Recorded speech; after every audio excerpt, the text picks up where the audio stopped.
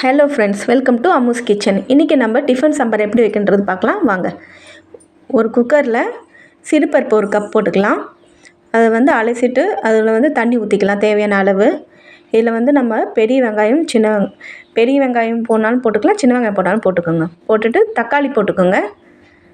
இது கூடவே நம்ம பச்சை மிளகா உங்கள் காரத்துக்கு ஏற்ற மாரி போட்டுக்கோங்க. கொஞ்சம் பச்சை மிளகா எக்ஸ்ட்ரா போட்டிங்கன்னா டேஸ்ட் நல்லாயிருக்கும்.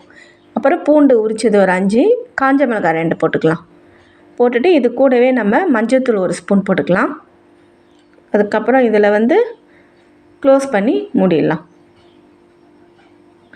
மூடிட்டு ஒரு 3 விசில் விட்ட உடனே பார்த்திங்கன்னா அதில் கொஞ்சமாக பெருங்காயத்தூள் போட்டு அதை கல் உப்பு போட்டுக்கோங்க. கொஞ்சமாக போட்டு நல்லா மசிச்சுக்கோங்க.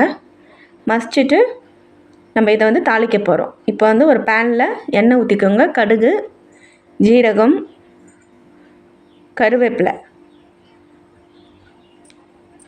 கொத்தமல்லி இது கூட கொஞ்சமாக போட்டுக்கோங்க. டேஸ்ட் நல்லாயிருக்கும். இதில் நம்ம பச்சை மிளகாய் போட்டிருக்கோன்னா மிளகாத்தூள் சேர்க்க போகிறது கிடையாது. இதில் சாம்பார் பொடி போட்டுக்கலாம். இந்த அரோமா ரொம்ப நல்லாயிருக்கும். நீங்கள் இந்த மாதிரி ட்ரை பண்ணுங்கள். இப்போ அதை எடுத்து நம்ம அந்த தால் வேக வச்சதில் போட்டுக்கலாம். போட்டுட்டு அதை நல்லா மிக்ஸ் பண்ணி அதை கொதிக்க விட்டிங்க. ஒரு கொதி வந்தால் போதும். ஏன்னா ஏற்கனவே அது வந்துடுச்சுல்ல, அதனால் ஒரு கொதி வந்தால் போதும். அவ்வளோதான் ஃப்ரெண்ட்ஸ், நம்ம டிஃபன் சாம்பார் ரெடி. இது கண்டிப்பாக நீங்கள் ட்ரை பண்ணுங்கள். ரொம்ப ஈஸியாக இருக்கும். ஈஸியானது இது. ஒரு வாட்டி ட்ரை பண்ணுங்கள். குழந்தைங்களும் விரும்பி சாப்பிடுவாங்க. தேங்க்யூ ஃபார் வாட்சிங். மறக்காமல் நம்ம சேனலை சப்ஸ்கிரைப் பண்ணுங்கள்.